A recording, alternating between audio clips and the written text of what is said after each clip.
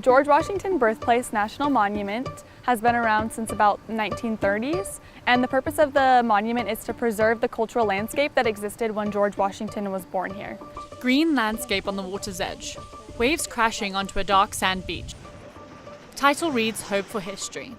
My name is Casey Trout. I am a 2018 Future Park Leaders of Emerging Change program intern at George Washington Birthplace National Monument. Colonial-style White House. So the park has a lot of cultural resources.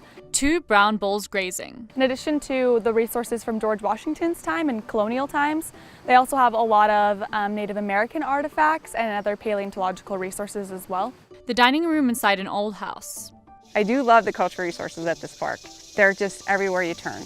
Low wooden walkway over the still water. Speaker is Amy Muraka in Cultural Resources Management. The storms that are around here have increased greatly since I've started work here 8 years ago. They're of a much more intense nature and they are much more frequent. And they are taking down trees, they're doing damage to our buildings, and they are taking away up to, in some places, a foot a year of shoreline. We've lost at least significant parts of 2 major sites. One is Native American and one is early European. Park Service sign reading Archaeology at Pope's Creek. The loss of that material, it's irretrievable. You can't get it back. There's nothing we can do about it. Waves crashing onto a dark sand beach. So how do we be proactive about that? Casey walking along the shore with a device on a stick in her backpack. With my project at the park, I've really focused on how the shoreline will be changing with climate change effects such as sea level rise, potentially increased intensity of storms, cyclones along the Atlantic, and how those will affect up the Potomac. Casey using a tablet to monitor the shoreline. And so I've just been focusing a lot on how that's going to change in the future and what that means for park resources. Not only facilities, but also cultural resources that could be in danger of completely washing away due to shoreline erosion.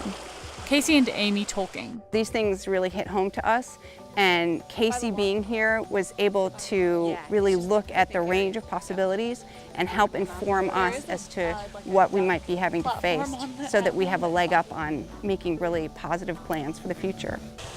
I also did GPS shoreline collection of the Pope's Creek shoreline, since that has not been done before, just so that there's that baseline. So if in 5 years or 10 years, 20 years, somebody wants to come and do the same thing and actually see and quantify how the shoreline has changed in that time, that data will be available for them. And so we were really able to work very closely with Casey and explain what our concerns were and have her look at the data and help us make sense of what was in front of us. This is really about making connections and building relationships. And I think that what has been most impactful for staff at my park, because they're so busy and they don't necessarily have the time to always be thinking about my project and what I'm doing, is just the conversations that we've had about climate change and about potential effects on the park. We're developing as people, but we're also hopefully developing the future leaders of the National Park Service. This is a National Park Service production in partnership with Colorado State University. Special thanks to the entire team at George Washington Birthplace National Monument.